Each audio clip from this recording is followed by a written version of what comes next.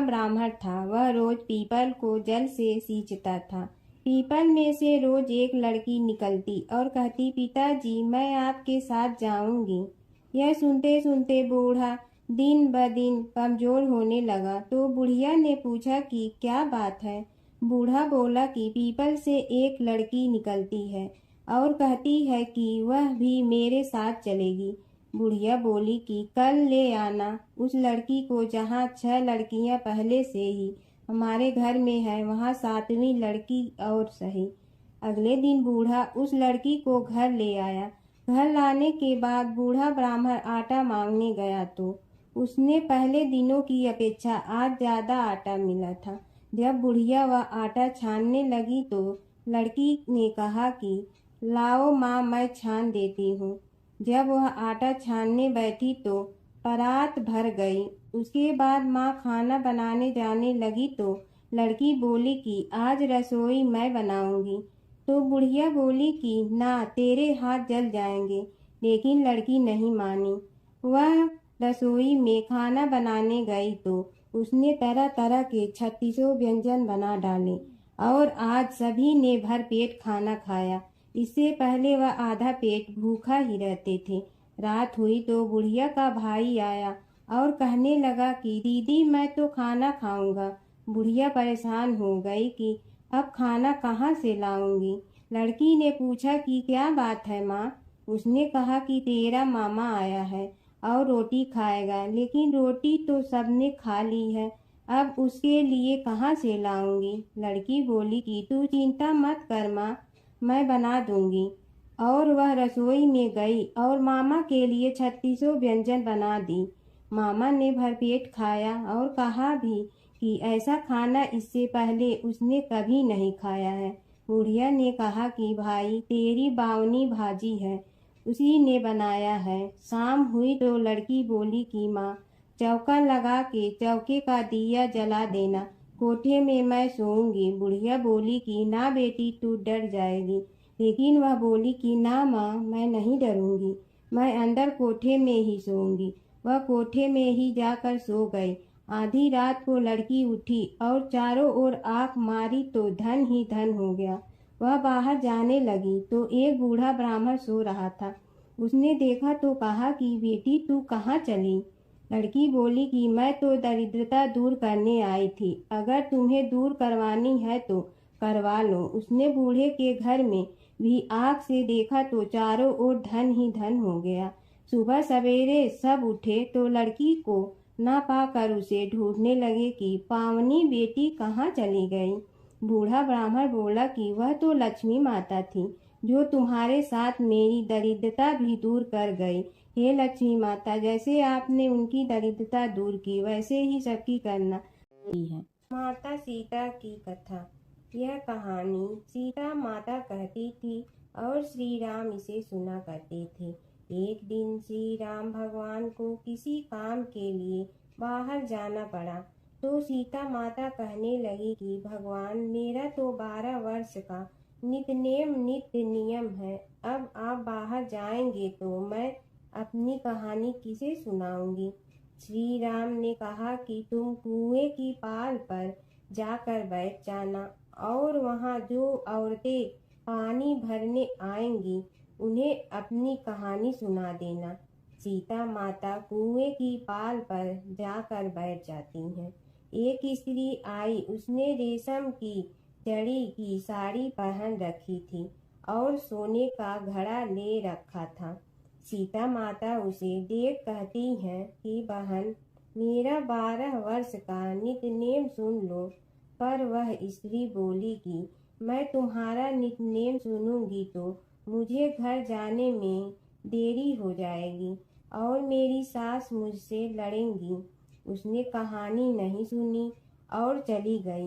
उसकी रेशम जड़ी की साड़ी फट गई, सोने का घड़ा मिट्टी के घड़े में बदल गया।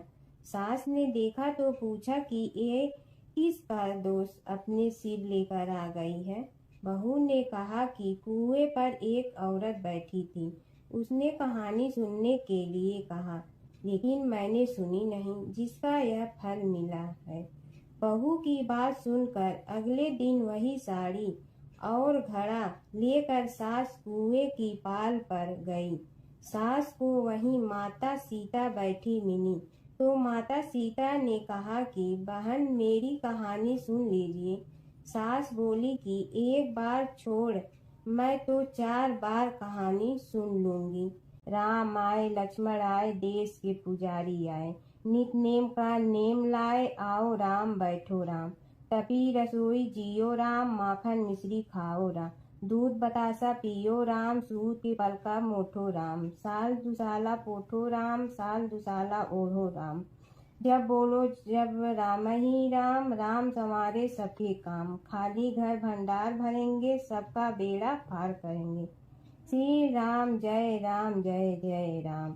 सास बोली कि बहन कहानी तो बहुत अच्छी लगी। कहानी सुनकर सास घर चली गई और उसकी साड़ी फिर से रेशम जरी की बन गई।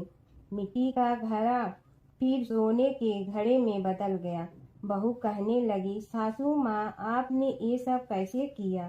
सास ने कहा कि बहू तू दोष लगा के आई थी और मैं अब दोष उतार कर आ रही हूँ। बहू ने फिर पूछा कि वह कुएं वाली स्त्री कौन है? सास बोली कि वे सीता माता थी।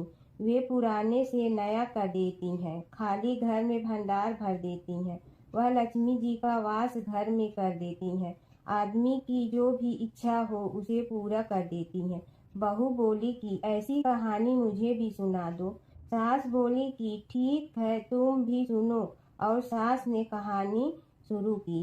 राम आए लक्ष्मण आए देश के पुजारी आए, नित नेम का नेम लाए आओ राम बैठो राम। तपी रसोई जियो राम, माखन मिश्री खाओ राम। दूध बतासा पियो राम, सूत के पलका मोठो राम। साल दुसाला पोठो राम, साल दुसाला ओढ़ो राम। जब बोलो जब राम ही राम, राम संवारे सबके काम। खाली घर भंडार भरेंगे, सबका बेड़ा पार करें। श्री राम जय राम। कहानी सुनकर बहू बोली कि कहानी तो बहुत अच्छी है। सास ने कहा कि ठीक है इस कहानी को रोज कहा करेंगे। अब सास बहू रोज सवेरे उठती, नहाती धोती और पूजा करने के बाद नित नेम की सीता की कहानी कहती। एक दिन उनके यहाँ एक पड़ोस की औरत आई और बोली कि बहन जरा सी आँच दे ना। तो वह बोली कि आज तो अभी हमने जलाई ही नहीं। पड़ोसन ने कहा कि तुम सुबह 4 बजे से उठकर क्या कर रही हो? फिर उन्होंने कहा कि सुबह उठकर हम पूजा करते हैं, फिर सीता माता की नित्य नेम की कहानी कहते हैं। पड़ोसन ने उसकी बात सुनकर फिर कहा कि सीता माता की कहानी कहने से तुम्हें क्या मिलता है? वे बोली कि इनकी कहानी कहने से घर में भंडार भर जाते हैं, सारे काम सिद्ध होते हैं, मन की इच्छा भी पूरी हो जाती है। पड़ोसन कहती है कि बहन ऐसी कहानी तो मुझे भी सुना दो। फिर वह बोली कि ठीक है तुम भी यह कहानी सुन लो। राम आए लक्ष्मण आए देश के पुजारी आए, नित नेम का नेम लाए आओ राम बैठो राम। सारी कहानी सुनने के बाद पड़ोसन कहने लगी, बहन कहानी तो मुझे बहुत अच्छी लगी। अब वह पड़ोसन भी नित नेम सीता माता की कहानी कहने लगी। कहानी कहने से सीता माता ने पड़ोसन के भी भंडार भर दिए। अब तो पूरे मोहल्ले में नित नेम की कथा चल पड़ी। हर किसी की मनोकामना पूरी होने लगी। हे सीता माता, जैसे आपने उनके भंडार भरे वैसे ही आप हमारे भी भंडार भरना, सबकी भरना, कहानी सुनने वाले के भी और कहानी कहने वाले के भी। गणेश और बुढ़िया माई की कथा। एक बुढ़िया थी, वह बहुत ही गरीब और दृष्टिहीन थी। उसके एक बेटा और बहू थी। वह बुढ़िया सदैव गणेश जी की पूजा किया करती थी। एक दिन गणेश जी प्रकट होकर उस बुढ़िया से बोले, बुढ़िया माँ तू जो चाहे सो मांग ले। बुढ़िया बोली, मुझे तो मांगना नहीं आता, कैसे और क्या मांगूं? तब गणेश जी बोले, अपने बहू बेटे से पूछ कर मांग ले। तब बुढ़िया ने अपने बेटे से कहा, गणेश जी कहते हैं तू कुछ मांग ले, बता मैं क्या मांगूं? पुत्र ने कहा, माँ तू धन मांग ले। बहू से पूछा तो बहू ने कहा, नाती मांग ले। तब बुढ़िया ने सोचा कि ये तो अपने अपने मतलब की बात कर रहे हैं, अतः उस बुढ़िया ने पड़ोसन से पूछा तो उन्होंने कहा, बुढ़िया तू तो थोड़े दिन जियोगी, क्यों तू धन मांगो और क्यों नाती मांगे, तू तो अपनी आँखों की रोशनी मांग ले जिससे तेरी जिंदगी आराम से कट जाए। इस पर बुढ़िया बोली, यदि आप प्रसन्न है तो मुझे 9 करोड़ की माया दे, निरोगी काया दे, अमर सुहाग दे, आँखों की रोशनी दे, नाती दे, पोता दे और सब परिवार को सुख दे और अंत में मोक्ष दे। यह सुनकर तब गणेश जी बोले, बुढ़िया माँ तुमने तो हमें ठग लिया, फिर भी जो तूने मांगा है वचन के अनुसार सब तुझे मिलेगा। और यह कहकर गणेश जी अंतर ध्यान हो गए। उधर बुढ़िया माँ ने जो कुछ मांगा वह सब कुछ मिल गया। हे गणेश जी महाराज, जैसे तुमने उस बुढ़िया माँ को सब कुछ दिया वैसे ही सबको देना। बुढ़िया माई को मुक्ति दी तुलसी माता की कथा। एक बुढ़िया माई तुलसी जी को सींचती और कहती कि हे तुलसी माता, सत की दाता, मैं तेरा बिडला सींचती हूँ, मुझे बहू दे, पीताम्बर की धोती दे, मीठा मीठा घास दे, बैकुंठा में वास दे, चटक की चाल दे, पटक की मोत दे, चंदन का काठ दे, रानी सा राज दे, दाल भात का भोजन दे, 11 की मौत दे, कृष्ण जी का कंधा दे। तब तुलसी माता यह सुनकर सूखने लगी तो भगवान ने पूछा कि हे तुलसी, तुम क्यों सूख रही हो। तुलसी माता ने कहा कि एक बुढ़िया रोज आती है और यही बात कह जाती है, मैं सब बात तो पूरा कर दूंगी लेकिन कृष्ण का कंधा कहाँ से लाऊंगी। तो भगवान बोले, जब वो मरेगी तो मैं अपने आप कंधा दे आऊँगा, तू बुढ़िया माई से कह देना। जब बुढ़िया माई मर गई सब लोग आ गए। जब माई को ले जाने लगे तो वह किसी से न उठी। तब भगवान एक 12 बरस के बालक का रूप धारण करके आए। बालक ने कहा, मैं कान में एक बात कहूँगा तो बुढ़िया माई उठ जाएगी। बालक ने कान में कहा, बुढ़िया माई मन की निकाल ले, पीताम्बर की धोती ले, मीठा मीठा घास ले, बैकुंठा का वास ले, चटक की चाल ले, पटक की मोत ले, कृष्ण जी का कंधा ले। यह सुनकर बुढ़िया माई हल्की हो गई। भगवान ने कंधा दिया और बुढ़िया माई को मुक्ति मिल गई। हे तुलसी माता, जैसे बुढ़िया माई को मुक्ति दी वैसे सबको देना। जमुना की कहानी। प्राचीन समय में एक गांव था जिसमें 2 बहनें रहा करती थी। एक बहन का नाम गंगा था तो दूसरी बहन का नाम जमुना था। एक बार दोनों बहनें एक साहूकार के खेत से गुजर रही थी तो जमुना ने 13 दाने जौ के तोड़ लिए, जिसे देख गंगा बोली कि तुझे तो ग्रहण लग गया, तूने चोरी की है। इस पर जमुना बोली कि अब मेरा ग्रहण कैसे धुलेगा। गंगा ने कहा कि तुझे 12 साल तक साहूकार के यहाँ नौकरी करनी पड़ेगी, तभी तेरा पाप धुलेगा और ग्रहण से मुक्ति मिलेगी। जमुना साहूकार के यहाँ नौकरी के लिए जाती है और अपने लिए काम मांगती है। साहूकार उसे काम पर रख लेता है, लेकिन काम करने से पहले जमुना उसे कहती है कि मैं सारे काम करूंगी लेकिन 4 काम नहीं करूंगी। जूठे बर्तन नहीं मांजूंगी, झाड़ू नहीं लगाऊंगी, बिस्तर नहीं बिछाऊंगी और दिया नहीं जलाऊंगी। 12 साल के बाद कुंभ का मेला लगा तो साहूकारनी भी कुंभ नहाने जाने लगी। जमुना ने उसे जाते देख कहा कि कुंभ के मेले में मेरी बहन गंगा मिलेगी तो उसे यह सोने का टक्का दे देना, इससे वह अपने हाथों में सुंदर चूड़ियां पहन लेगी।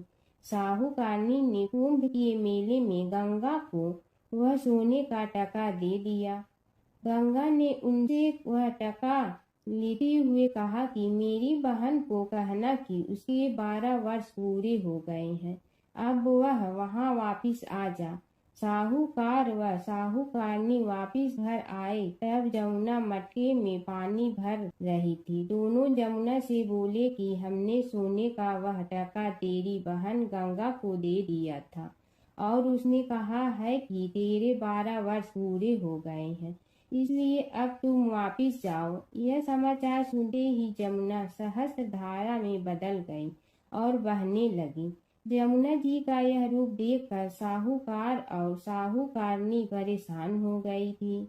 हमारे घर में जमुना माता ने काम किया, हमें तो अब ग्रहण लग गया है, हम यह ग्रहण कैसे उतारेंगे। जमुना भागकर गंगा माता के पास चली गई। गंगा ने जमुना से पूछा कि तुम साहूकारनी से कुछ कहकर आई हो या ऐसे ही बिना बताए आ गई। तब जमुना बोली कि मैं तो कुछ भी बताकर नहीं आई हूँ। गंगा ने कहा कि जा उन्हें धीरज दे आ, नहीं तो उन्हें जीवन भर असंतोष ही रहेगा। गंगा के कहने पर जमुना माता ने साहूकारनी को सपने में दर्शन दिए और कहा कि तुम दोनों उल्टे माथे क्यों पड़े हो, जाओ उठकर खाओ पियो। तब दोनों बोले कि हम कैसे उठें, हमें तो ग्रहण लगा है, क्योंकि हमने उल्टे सीधे और पता नहीं कितने नीच कार्य आपसे कराए हैं। तब जमुना जी बोली कि तुम्हें ग्रहण नहीं लगा है, ग्रहण तो मुझे लगा था कि मैंने तुम्हारे खेत से 13 दाने जौ के चुराए थे। मैं तो अपना ग्रहण उतारने तुम्हारे घर आई थी। मेरा ग्रहण तुम्हारे घर में 12 वर्ष तक रहने से उतर गया है और मेरी मुक्ति हो गई है। जमुना जी ने कहा कि तुम्हें कोई ग्रहण नहीं लगा है, उल्टे मेरे 12 वर्ष तक यहाँ रहने से तुम्हारी भी मुक्ति हो गई है। यह कहकर जमुना जी स्वप्न से चली गई। दोनों उठकर देखते हैं कि उनके घर में पहले से भी अधिक धन हो गया है। हे जमुना माता, जैसे आपने साहूकार व साहूकारनी की मुक्ति कराई, वैसे ही आप अपने सभी भक्तों की करना। नगर बसेरे की कहानी। किसी गांव में एक भाट व एक जाट रहता था। दोनों में घनिष्ठ मित्रता थी। एक बार जाट अपनी बहन के घर जाने को तैयार हुआ तो भाट अपनी ससुराल जाने को तैयार हुआ। दोनों साथ चल पड़े तो रास्ते में रुककर एक कुएं की मुंडेर पर बैठ गए। जाट ने भाट से कहा कि नगर बसेरा कर लेते हैं। इस पर भाट बोला कि तू ही नगर बसेरा कर ले, मैं तो अपनी ससुराल जा रहा हूँ, वहाँ खूब खातिर होगी मेरी, तू कर ले नगर बसेरा। जाट वहीं कुएं के पास बैठ पानी की घंटी और चावल का दाना लेकर नगर बसेरा करने लगा।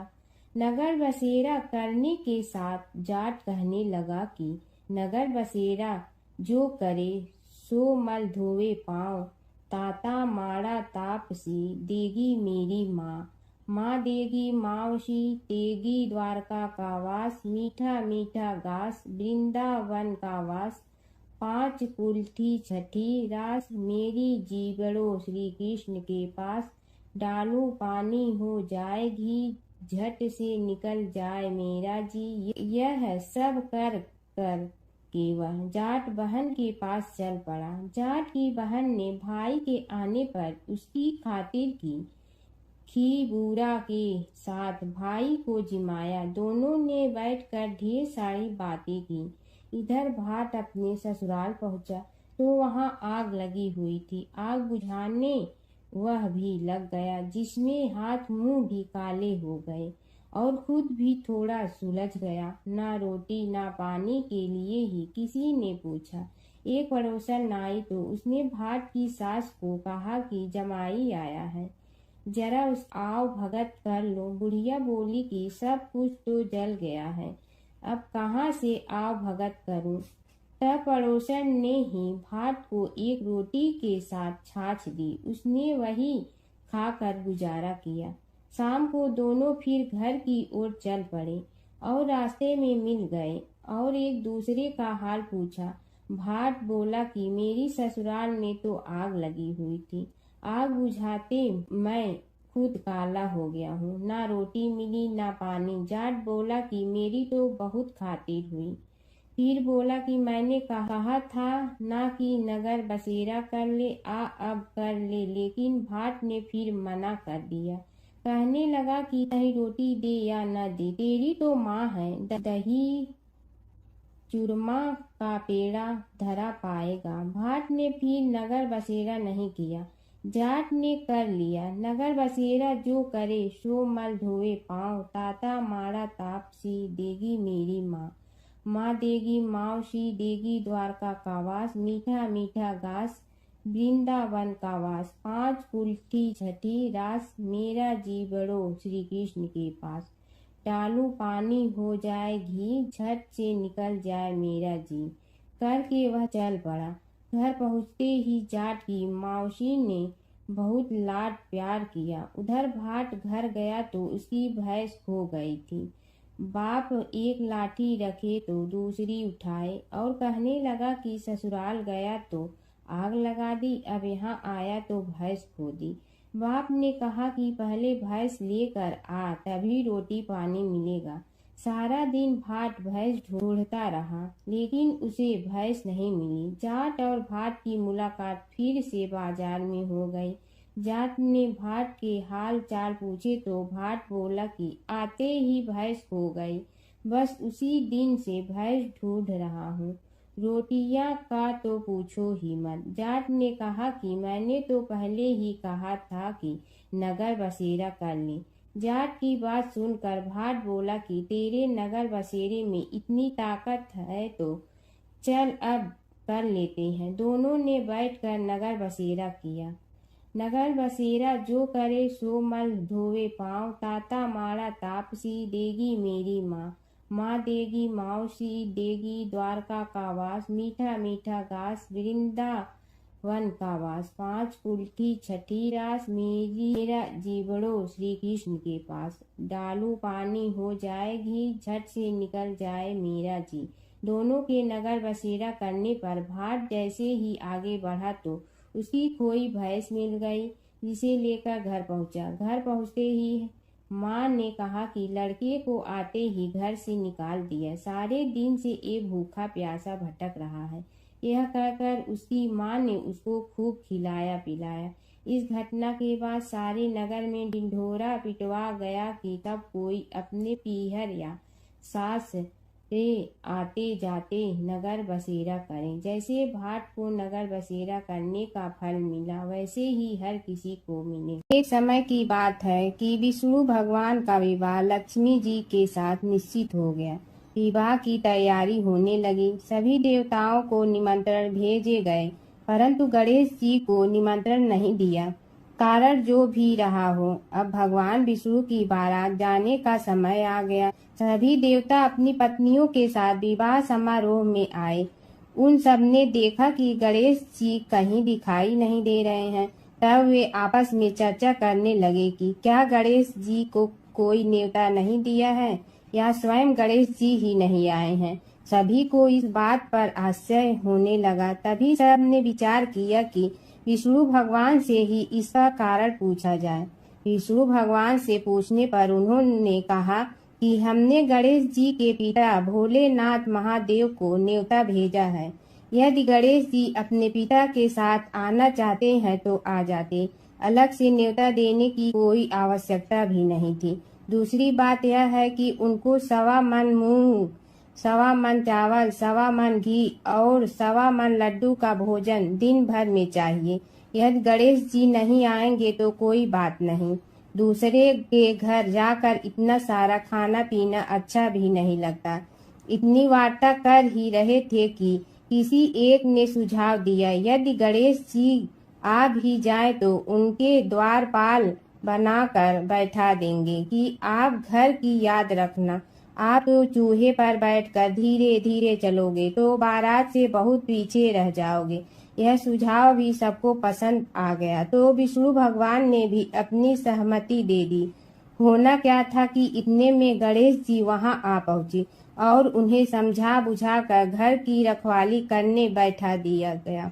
बारात चल रही थी, तब नारद जी ने देखा कि गणेश जी तो दरवाजे पर ही बैठे हुए हैं, तो वे गणेश जी के पास गए और रुकने का कारण पूछा।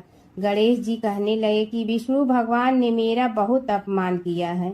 नारद जी ने कहने लगे कि अपनी मूसक देना को आगे भेज दे, तो वह रास्ता खोद देगी, जिससे उनके वाहन धरती में धंस जाएंगे। तब आपको सम्मान पूर्वक बुलाना पड़ेगा। अब तो गणेश जी ने अपनी मूषक सेना जल्दी से आगे भेज दी और सेना ने जमीन पोली कर दी। जब बारात वहां से निकली तो रथों के पहिए धरती में धंस गए। लाख कोशिश करे परंतु पहिए नहीं निकले।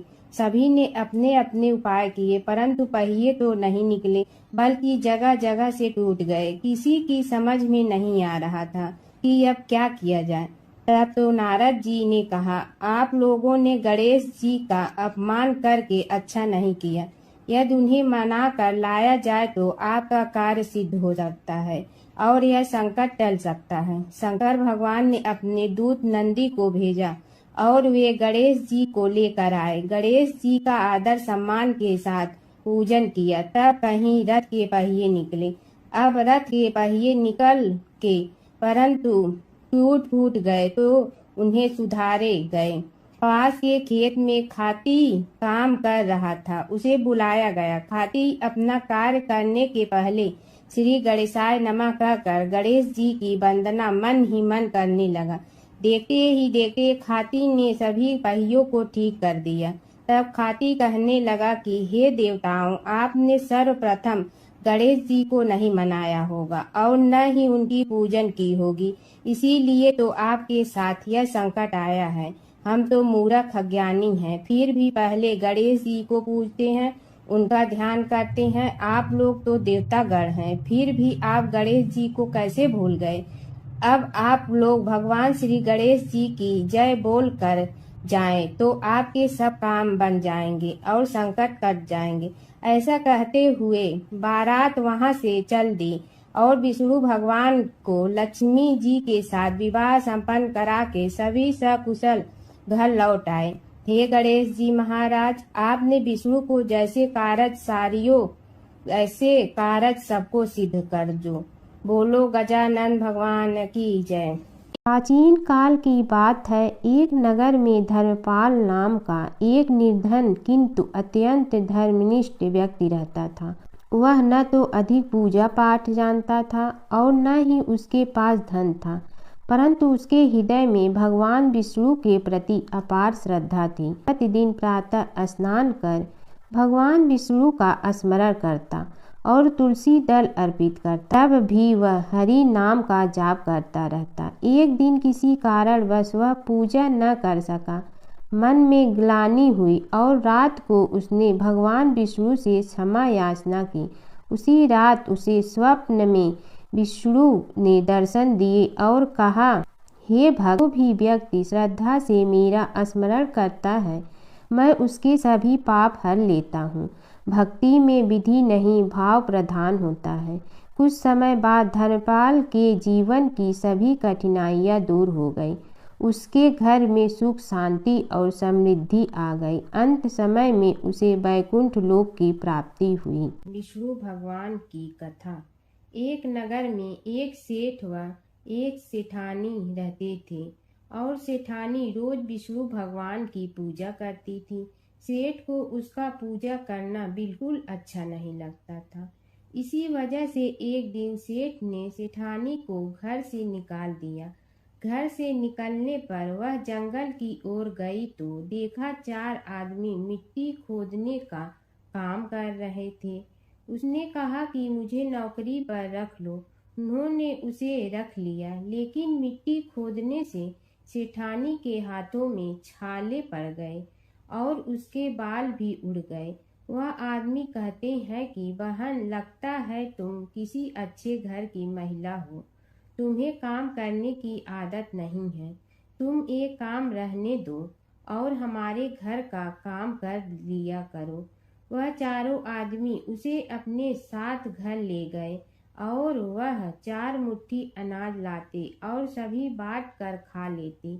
एक दिन सेठानी ने कहा कि कल से 8 मुट्ठी अनाज लाना।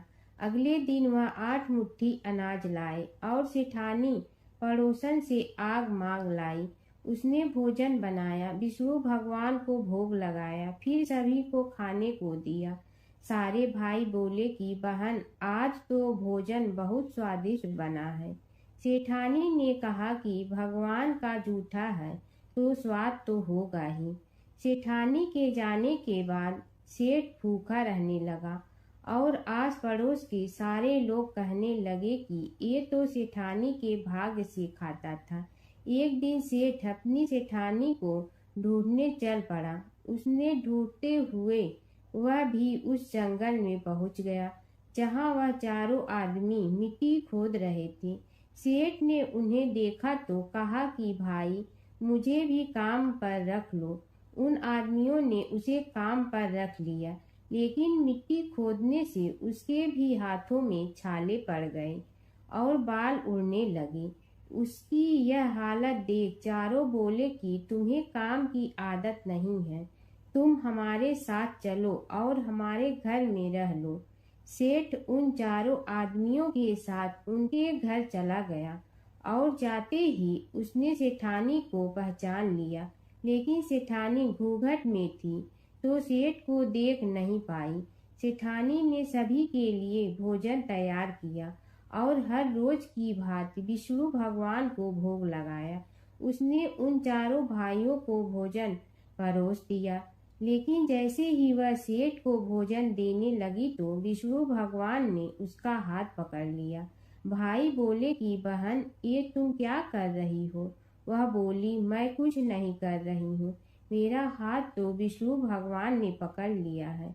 भाई बोले हमें भी विष्णु भगवान के दर्शन कराओ।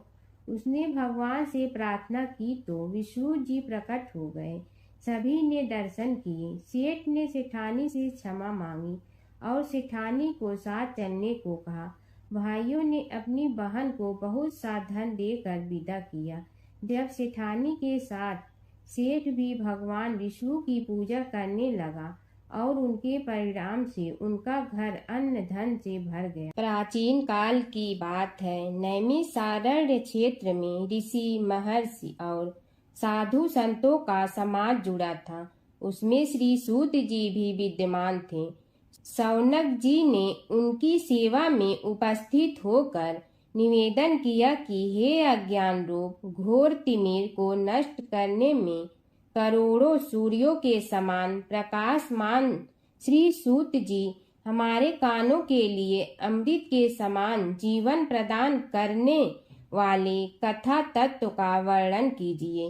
हे सूत जी, हमारे हृदयों में ज्ञान के प्रकाश की वृद्धि तथा भक्ति, वैराग्य और विवेक की उत्पत्ति जिस कथा से हो सकती हो वह हमारे प्रति कहने की कृपा कीजिए। शौनक जी की जिज्ञासा से सूत जी बड़े प्रसन्न हुए। पुरातन इतिहासों के स्मरण से उनका शरीर पुलकायमान हो रहा था। वे कुछ देर उसी स्थिति में विराजमान रहकर कुछ विचार करते रहे और अंत में बोले, शौनक जी, इस विषय में आपके चित्त में बड़ी जिज्ञासा है। आप धन्य हैं जो सदैव ज्ञान की प्राप्ति में तत्पर रहते हुए विभिन्न पुराण कथाओं की जिज्ञासा रखते हैं। आज मैं आपको ज्ञान के परम स्रोत रूप श्री गणेश जी का जन्म कर्म रूप चरित्र सुनाऊंगा। गणेश जी से ही सभी ज्ञानों, सभी विद्याओं का उद्भव हुआ है। अब आप सावधान चित्त से विराजमान हो। श्री गणेश जी के ध्यान और नमस्कार पूर्वक उनका चरित्र श्रवण करें। नमस्तस्मै गणेशाय ब्रह्मा विद्या प्रदायिनी यनागस्त्यसमः साक्षात विघ्न सागर सोषणे। कैसे हैं वे श्री गणेश जो सभी प्रकार की ब्रह्म विद्याओं को प्रदान करने वाले अर्थात ब्रह्मा के सगुण और निर्गुण स्वरूप पर प्रकाश डालने और जीव ब्रह्मा का अभेद प्रतिपादन करने वाली विद्याओं के दाता हैं। वे विघ्नों के समुद्रों को महर्षि अगस्त्य के समान शोषण करने में समर्थ हैं, इसलिए उनका नाम विघ्न सागर शोषक के नाम से प्रसिद्ध है। मैं उन भगवान श्री गणेश जी को नमस्कार करता हूँ। प्रथम पूजा के अधिकारी श्री गणेश जी, यह कहकर सूत जी कुछ समय के लिए मौन हो गए और फिर बोले, शौनक जी, भगवान गणेश जी ही सर्वप्रथम पूजा प्राप्ति के अधिकारी हैं। किसी भी देवता की पूजा करो, पहले उनकी पूजा करो। शौनक जी ने निवेदन किया, हे भगवान, हे सूत, सर्वप्रथम यह बताने की कृपा कीजिए कि गणेश जी को प्रथम पूजा का अधिकार किस प्रकार प्राप्त हुआ। इस विषय में मेरी बुद्धि मोह को प्राप्त हो रही है कि सृष्टि रचयिता ब्रह्मा जी, पालन करता भगवान नारायण और संहार करता शिव जी में से किसी को प्रथम पूजा का अधिकारी क्यों नहीं माना गया। यह त्रिदेव ही तो सबसे बड़ा देवता माने जाते हैं।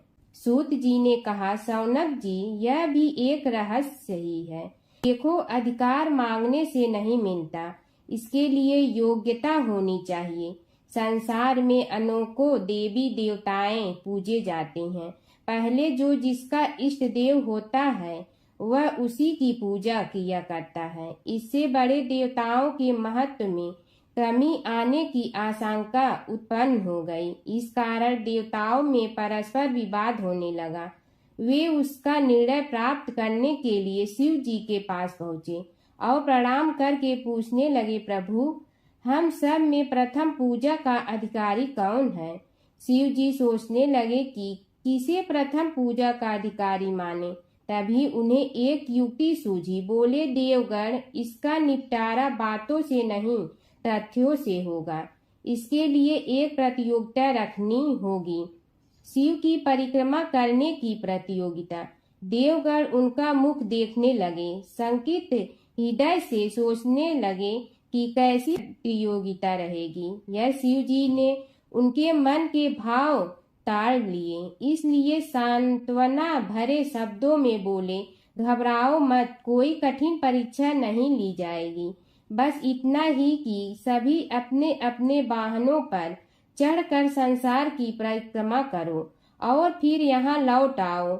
जो पहले लौटेगा वही सर्वप्रथम पूजा का अधिकारी होगा। अब क्या देर थी, सभी अपने अपने वाहन पर चढ़कर दौड़ पड़े। किसी का वाहन गजराज था तो किसी का सिंह, किसी का भैंसा तो किसी का मृग, किसी का हंस तो किसी का उल्लू, किसी का अश्व तो किसी का श्वान। अभिप्राय यह है कि वाहनों को विविधता के दर्शन उस समय जितने भले प्रकार से हो सकते थे उतने अन्य समय में नहीं। सबसे गया बीता वाहन गणेश जी का था मूषक, उससे चूहा भी कहते हैं। ऐसे वाहन के बल भरोसे इस प्रतियोगिता में सफल होना तो क्या, सम्मिलित होना भी हास्यास्पद है। गणेश जी ने सोचा, छोड़ो, क्या होगा प्रतियोगिता में भाग लेने से, हम तो यहाँ बैठे रह कर ही तमाशा देखेंगे। वे बहुत देर तक विचार करते रहे। अंत में उन्हें एक युक्ति सूझी।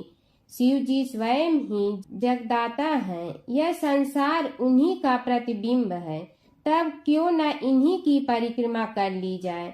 इनकी परिक्रमा करने से ही संसार की परिक्रमा हो जाएगी। ऐसा निश्चय कर उन्होंने मूषक पर चढ़कर शिव जी की परिक्रमा की और उनके समक्ष जा पहुँचे।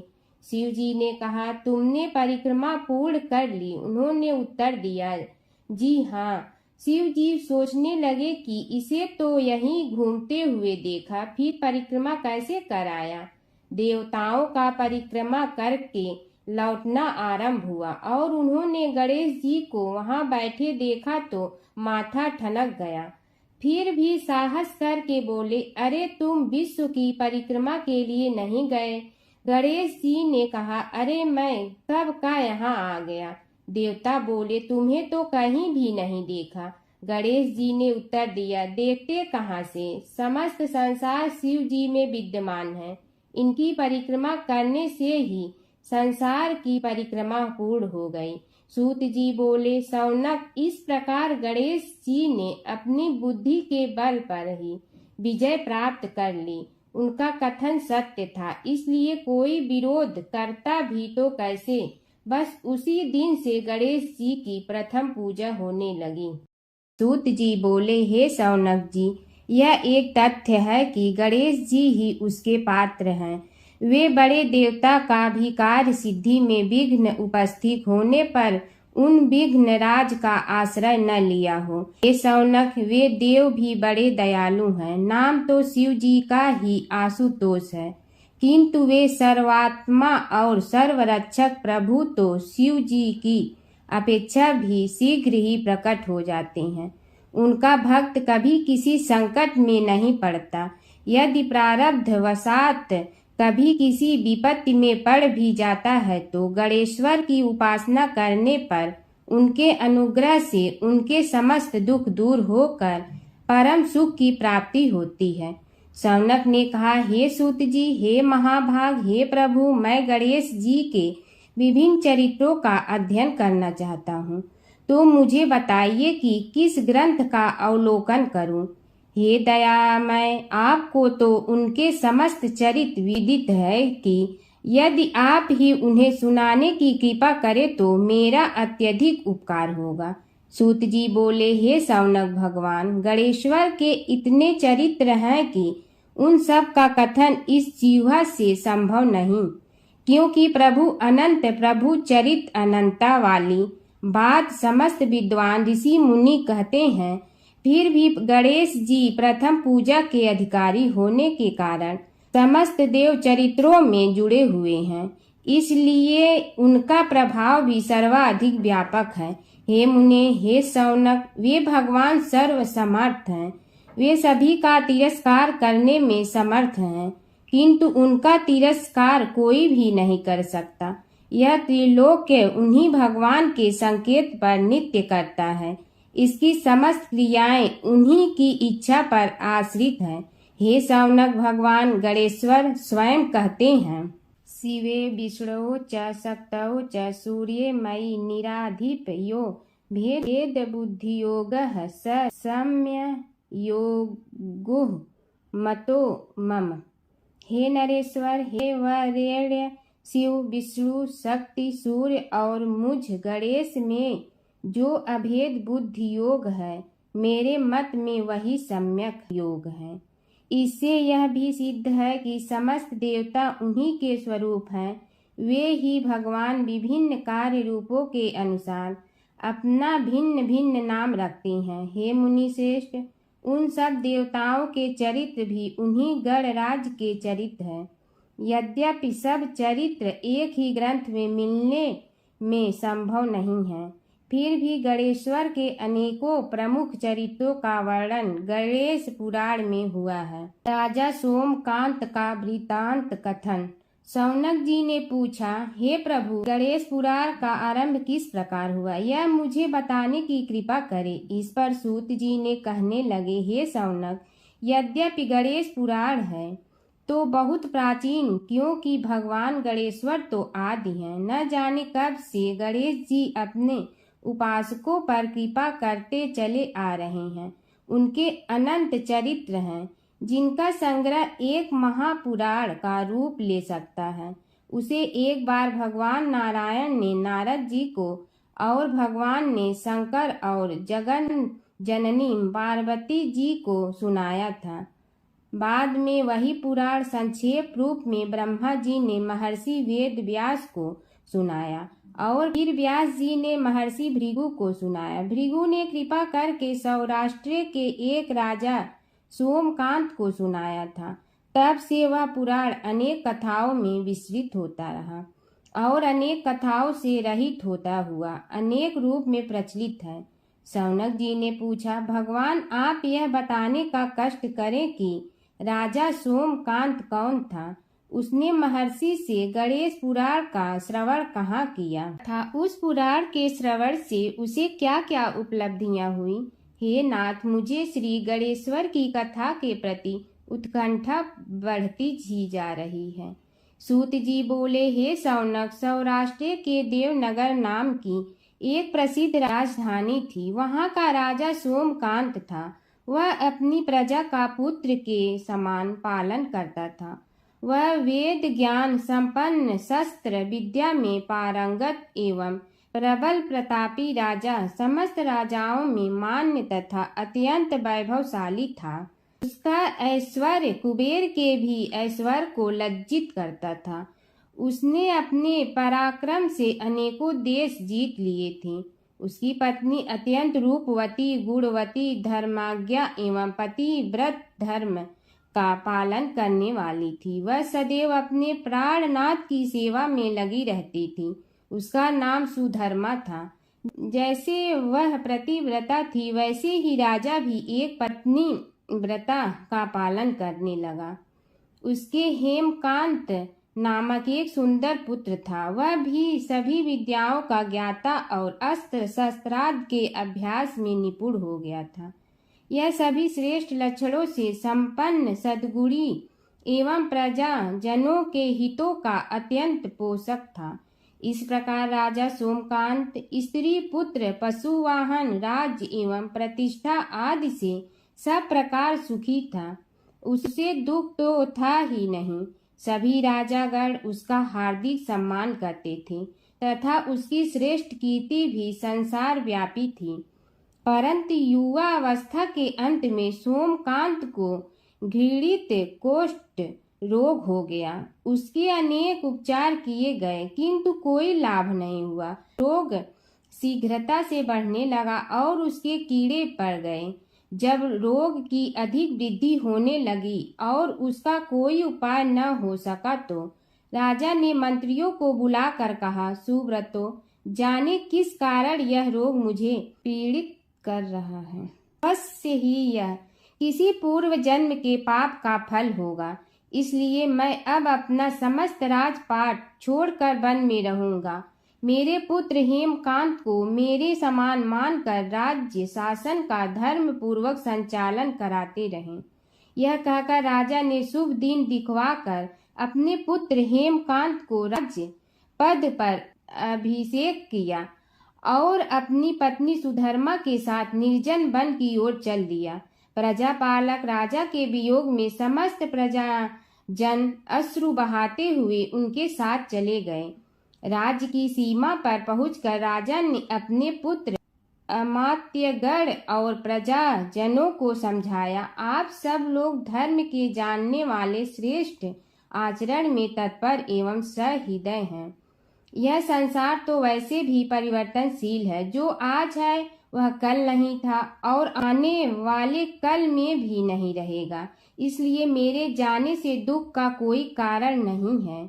मेरे स्थान पर मेरा पुत्र सभी कार्यों को करेगा। इसलिए आप सब उसके अनुशासन में रहते हुए उसे सदैव सम्मान करते रहें। फिर पुत्र से कहा, बेटा, यह स्थिति सभी के समझ आती रही है। हमारे पूर्व पुरुष भी परंपरागत रूप से वृद्धावस्था आने पर वन में जाते रहे हैं। मैं कुछ समय पहले ही वन में जा रहा हूँ, तो कुछ पहले या पीछे जाने में कोई अंतर नहीं पड़ता। यदि कुछ वर्ष बाद जाऊं तब भी मोह का त्याग करना ही होगा। इसलिए हे वत्स, तुम दुखित मत हो और मेरी आज्ञा मानकर राज्य शासन को ठीक प्रकार चलाओ। ध्यान रखना, क्षत्रिय धर्म का कभी त्याग न करना और प्रजा को सदा सुखी रखना। इस प्रकार राजा सोमकांत ने सभी को समझा बुझाकर वहां से वापस लौट आया और स्वयं अपनी पतिव्रता भार्या के साथ वन में प्रवेश किया। पुत्र हेमकांत के आग्रह से उसने सुबल और ज्ञान गम्य नामक 2 आत्माओं को भी साथ ले लिया। उन सब ने एक समतल एवं सुंदर स्थान देखकर वहां विश्राम किया। तभी उन्हें एक मुनि कुमार दिखाई दिया। राजा ने उससे पूछा, तुम कौन हो, कहाँ रहते हो? यदि उचित समझो तो मुझे बताओ। मुनि बालक ने कोमल बाणी में कहा, मैं महर्षि भृगु का पुत्र हूँ। मेरा नाम च्यवन है। हमारा आश्रम निकट में ही है। अब आप भी अपना परिचय दीजिए। राजा ने कहा, मुनि कुमार, आपका परिचय पाकर मुझे बड़ी प्रसन्नता हुई। मैं सौराष्ट्र के देवनगर नामक राज्य का अधिपति रहा हूँ। अब अपने पुत्र को राज्य देकर मैंने अरण्य की शरण ली है। मुझे कुष्ठ रोग अत्यंत पीड़ित किए हुए हैं। उसकी निवृत्ति का कोई उपाय करने वाला हो तो कृपा कर मुझे बताइए। मुनि कुमार ने कहा, मैं अपने पिताजी से अपना वृतांत कहता हूँ, फिर वे जैसा कहेंगे आपको बताऊंगा। यह कहकर मुनि बालक चला गया और कुछ देर में ही आकर बोला, राजन, मैंने आपका वृतांत अपने पिताजी को बताया। उनकी आज्ञा हुई है कि आप सब मेरे साथ आश्रम में चलकर उनसे भेंट करें, तभी आपके रोग के विषय में भी विचार किया जाएगा। राजा सोमकांत के पूर्व जन्म का वृत्तांत भृगु द्वारा वर्णन। राजा अपनी पत्नी और अमात्यों के सहित च्यवन के साथ साथ भृगु आश्रम में जा पहुंचा और उन्हें प्रणाम कर बोला, हे भगवान, हे महर्षि, मैं आपकी शरण हूँ, आप मुझ कुष्ठी पर कृपा कीजिए। महर्षि बोले, राजन, यह तुम्हारे किसी पूर्व जन्म कृत पाप का ही उदय हो गया है। इसका उपाय मैं विचार करके बताऊंगा। आज तो तुम सब स्नान आज से निवृत्त होकर रात्रि विश्राम करो। महर्षि की आज्ञा अनुसार सबने स्नान भोजन आदि के उपरांत रात्रि व्यतीत की और प्रातः काल स्नान आदि नित्य कर्मों से निवृत्त होकर महर्षि की सेवा में उपस्थित हुए। महर्षि ने कहा, राजन, मैंने तुम्हारे पूर्व जन्म का वृतांत जान लिया हूँ और यह भी विदित कर लिया है कि किस पाप के फल से तुम्हें इस रोग की प्राप्ति हुई है। यदि तुम चाहो तो उसे सुना दूं। राजा ने हाथ जोड़कर निवेदन किया, बड़ी कृपा होगी मुनिनाथ, मैं उसे सुनने के लिए उत्कंठित हूँ। महर्षि ने कहा, तुम पूर्व जन्म में एक धनवान वैश्य के लाडले पुत्र थे। वह वैश्य विंध्याचल के निकट कौलहार नामक ग्राम में निवास करता था। उसकी पत्नी का नाम सुलोचना था। तुम उसी वैश्य दंपत के पुत्र हुए। तुम्हारा नाम कामद था। तुम्हारा लालन पालन बड़े लाड चाव से हुआ। उन्होंने तुम्हारा विवाह एक अत्यंत सुंदरी वैश्य कन्या से कर दिया था, जिसका नाम कुटुम्बिनी था। यद्यप तुम्हारी भार्या सुशीला थी और तुम्हें सदैव धर्म में निरत देखना चाहती थी, किंतु तुम्हारा स्वभाव वासनांध होने के कारण दिन प्रतिदिन उज्जवल होता जा रहा था। किंतु माता पिता भी धार्मिक थे, इसलिए उनके सामने तुम्हारी उज्ज्वलता दबी रही। परंतु माता पिता की मृत्यु के बाद तुम निरंकुश हो गए और अपनी पत्नी की बात भी नहीं मानते थे। तुम्हें अनाचार में प्रवृत्त देखकर उसे दुख होता था, तो भी उसका कुछ बस न चलता था। तुम्हारी उन्मत्तता चरम सीमा पर थी। अपनों से भी द्वेष और क्रूरता का व्यवहार किया करते थे। हत्या आदि कराते थे। तुम्हारे लिए सामान्य बात हो गई। पीड़ित व्यक्तियों ने तुम्हारे विरुद्ध राजा से पुकार की। अभियोग चला और तुम्हें राज्य की सीमा से भी बाहर चले जाने का आदेश हुआ। तब तुम घर छोड़कर किसी निर्जन वन में रहने लगे। उस समय तुम्हारा कार्य लोगों को लूटना और हत्या करना ही रह गया। एक दिन माध्याह्न काल था। गुणवर्धक नामक एक विद्वान ब्राह्मण उधर से निकला। बेचारा अपनी पत्नी को लिवाने के लिए ससुराल जा रहा था। तुमने उस ब्राह्मण युवक को पकड़कर लूट लिया।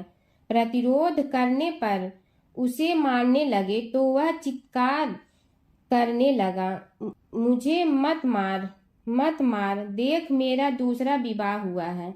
मैं पत्नी को लेने के लिए जा रहा हूँ। किंतु तुम तो क्रोधवश में ऐसे लीन हो रहे थे कि तुमने उसकी बात सुनकर भी नहीं सुनी। जब उसे मारने लगे तो उसने श्राप दे दिया, अरे हत्यारे, मेरी हत्या के पाप से तो सहस्त्र कल्प तक घोर नरक भोगोगे। तुमने उसकी कोई चिंता न की और सिर काट लिया। राजन, तुमने ऐसी ऐसी एक नहीं बल्कि अनेक निरीह हत्याएं की थी, जिनकी गणना करना भी पाप है। इस प्रकार इस जन्म में तुमने घोर पाप कर्म किए थे, किंतु बुढ़ापा आने पर जब अशक्त हो गए तब तुम्हारे साथ जो क्रूर कर्म थे वे भी किनारा कर गए। उन्होंने सोच लिया कि अब तो इसे खिलाना भी पड़ेगा, इसलिए मरने दो यहीं। अमोघ प्रभाव गणेश उपासना का कथन। राजन, अब तुम निरालंब थे, चल फिर तो सकते ही नहीं थे। भूख से पीड़ित रहने के कारण रोगों ने भी घेर लिया। उधर से जो कोई निकलता तुम्हें घृणा की दृष्टि से देखता हुआ चला जाता। तब तुम आहार की खोज में बड़ी कठिनाई से चलते हुए एक जीर्ण शीर्ण देवालय में पहुंचा। उसमें भगवान गणेश्वर की प्रतिमा विद्यमान थी। तब न जाने किस पुण्य के उदय होने से तुम्हारे मन में गणेश जी के प्रति भक्ति भाव जागृत हुआ। तुम निराहार रहकर उनकी उपासना करने लगे। उससे तुम्हें सब कुछ मिला और रोग भी कम हुआ। राजन, तुमने अपने साथियों की दृष्टि बचाकर बहुत सा धन एक स्थान पर गाड़ दिया था। अब तुमने उस धन को उसे देवालय के जीर्णोद्धार में लगाने का निश्चय किया। शिल्पी बुलाकर उस मंदिर को सुंदर और भव्य बनवा दिया। इस कारण कुख्याति सुख्याति में बदलने लगी। फिर यथा समय तुम्हारी मृत्यु हुई। यमदूतों ने पकड़कर तुम्हें यमराज के समक्ष उपस्थित किया। यमराज तुमसे बोले, जीव, तुमने पाप और पुण्य दोनों ही किए हैं और दोनों का ही भोग तुम्हें भोगना है, किंतु पहले पाप का फल भोगना चाहते हो पुण्य का। इसके उत्तर में तुमने प्रथम अपने पुण्य कर्मों के भोग की इच्छा प्रकट की और इसीलिए उन्होंने तुम्हें राजकुल में जन्म लेने के लिए भेज दिया। पूर्व जन्म में तुमने भगवान गणाध्यक्ष का सुंदर एवं भव्य मंदिर बनवाया था, इसलिए तुम्हें सुंदर देह की प्राप्ति हुई। यह कहकर महर्षि भृगु कुछ रुके। उन्होंने देखा कि राजा को इस वृतांत पर शंका हो रही है। तभी महर्षि के शरीर में असंख्य विकराल पक्षी उत्पन्न होकर राजा की ओर झपटे। उनकी चोंच बड़ी तीक्ष्ण थी, जिनसे वे राजा के शरीर को नोच नोच कर खाने लगे। उसके कारण उत्पन्न असहनीय पीड़ा से व्याकुल हुए राजा ने महर्षि के समक्ष हाथ जोड़कर निवेदन किया, प्रभु, आपका आश्रम तो समस्त द्वेष आदि से परे है और यहाँ मैं आपकी शरण में बैठा हूँ। तब यह पक्षी मुझे आकर ही क्यों पीड़ित कर रहे हैं? हे मुनिनाथ, इनसे मेरी रक्षा कीजिए। महर्षि ने राजा के अंतर्वचन सुनकर सांत्वना देते हुए कहा, राजन, तुमने मेरे वचनों में शंका की थी और जो मुझ सत्यवादी के कथन में शंका करते हैं उसे खाने के लिए मेरे शरीर से इसी प्रकार पक्षी प्रकट हो जाते हैं, जो कि मेरे हुंकार करने पर भस्म हो जाया करते हैं। यह कर महर्षि ने हुंकार की और तभी वे समस्त पक्षी भस्म हो गए। राजा श्रद्धावनत होकर उनके समक्ष अश्रुपात करता हुआ बोला, प्रभु, अब आप पाप से मुक्त होने का उपाय कीजिए। महर्षि ने कुछ विचार कर कहा, राजन, तुम पर भगवान गणेश्वर की कृपा सहज रूप से है और वे ही प्रभु तुम्हारे पापों को भी दूर करने में समर्थ हैं। इसलिए तुम उनके पाप नाशक चरित्रों का श्रवण करो। गणेश पुराण में उनके चरित्रों का भले प्रकार वर्णन हुआ है, अतएव तुम श्रद्धा भक्ति पूर्वक उसी को सुनने में चित्त लगाओ। राजा ने प्रार्थना की, महामुनि, मैंने गणेश पुराण का नाम भी आज तक नहीं सुना, तो उनके सुनने का सौभाग्य कैसे प्राप्त कर सकूंगा? हे नाथ, आपसे अधिक ज्ञानी और प्रकांड विद्वान और कौन हो सकता है? आप ही मुझ पर कृपा कीजिए।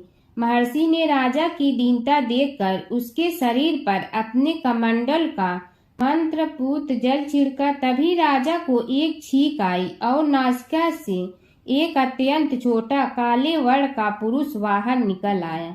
देखते देखते वह बढ़ गया। उसके भयंकर रूप को देखकर राजा कुछ भयभीत हुआ, किंतु समस्त आश्रमवासी वहां से भाग गए। वह पुरुष महर्षि के समक्ष हाथ जोड़कर खड़ा हो गया। उन्हें उसकी ओर देखा और कुछ उच्च स्वर में बोले, तू कौन है, क्या चाहता है? वह बोला, मैं साक्षात पाप हूँ।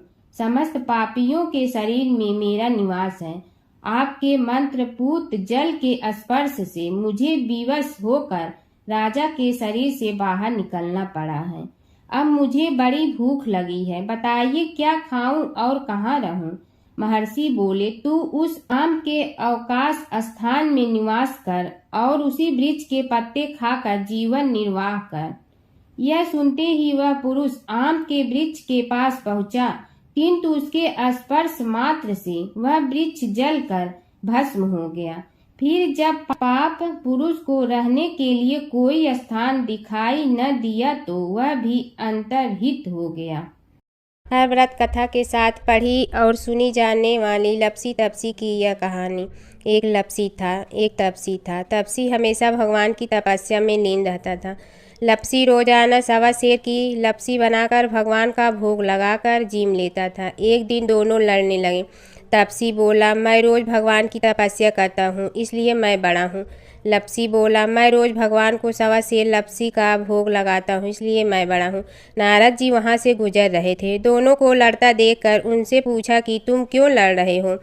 तपसी ने खुद के बड़ा होने का कारण बताया और लपसी ने अपना कारण बताया। नारद जी बोले, तुम्हारा फैसला मैं करूँगा। दूसरे दिन लपसी और तपसी नहाकर अपनी रोज की भक्ति करने आए तो नारद जी ने छुपकर 1.25 करोड़ की एक एक अंगूठी उन दोनों के आगे रख दी।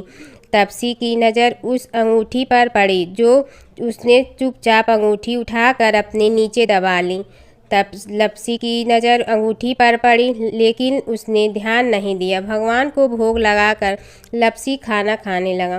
नारद जी सामने आए तो दोनों ने पूछा कि कौन बड़ा, तो नारद जी ने तपसी से खड़ा होने को कहा। वो खड़ा हुआ तो उसने नीचे दबी अंगूठी दिखाई पड़ी। नारद जी ने लपसी से कहा, तपस्या करने के बाद भी तुम्हारी चोरी करने की आदत नहीं गई, इसलिए लपसी बड़ा है और तुम्हें तुम्हारी तपस्या का कोई फल भी नहीं मिलेगा। तपसी शर्मिंदा होकर माफ़ी मांगने लगा। उसने नारद जी से पूछा, मुझे मेरी तपस्या का फल कैसे मिलेगा। नारद जी ने कहा, यदि कोई गाय और कुत्ते की रोटी नहीं बनाएगा तो फल तुम्हें मिलेगा। यदि कोई ब्राह्मण को भोजन करवा कर दक्षिणा नहीं देगा तो फल तुम्हें मिलेगा। यदि कोई साड़ी के साथ ब्लाउज नहीं देगा तो फल तुझे मिलेगा। यदि कोई दिए से दिया जलाएगा तो फल तुम्हें मिलेगा। यदि कोई सारी कहानी सुने लेकिन तुम्हारी कहानी नहीं सुने तो फल तुझे मिलेगा। उसी दिन से हर व्रत कथा कहानी के साथ लपसी तपसी की कहानी भी सुनी और कही जाती है। ओम जय जगदीश हरे स्वामी, जय जगदीश हरे। भक्त जनों के संकट क्षण में दूर करे। ओम जय जगदीश हरे। जो ध्यावे फल पावे, दुख बिन दे मन का। सुख संपत्ति घर आवे, कष्ट मिटे तन का। ओम जय जगदीश हरे। मात पिता तुम मेरे, शरण कहूँ किसकी। तुम विनय और न दूजा, आस करूँ जिसकी। ओम जय जगदीश हरे। तुम पूर्ण परमात्मा, तुम अंतर्यामी। पार ब्रह्म परमेश्वर, तुम सबके स्वामी। ओम जय जगदीश हरे। तुम बिंदा के सागर, तुम पालन करता। मैं मूर्ख कल काम, कृपा करो भरता। ओम जय जगदीश हरे। तुम हो एक अगोचर, सबके प्राणपति। किस विधि मिलूं दया में, तुमको मैं कुमति। ओम जय जगदीश हरे। दीन बंधु दुख हरता, तुम रक्षक मेरे। अपने हाथ उठाओ, द्वार पड़ा तेरे। ओम जय जगदीश हरे। विषय विकार मिटा, पाप हरो देवा। श्रद्धा भक्ति बढ़ाओ, संतन की सेवा। ओम जय जगदीश हरे। तन मन धन सब तेरा, स्वामी सब कुछ है तेरा। तेरा तुझको अर्पण क्या लागे मेरा। ओम जय जगदीश हरे, जय जगदीश हरे। स्वामी जय जगदीश हरे, भक्त जनों के संकट क्षण में दूर करे। ओम जय जगदीश हरे, स्वामी जय जगदीश हरे।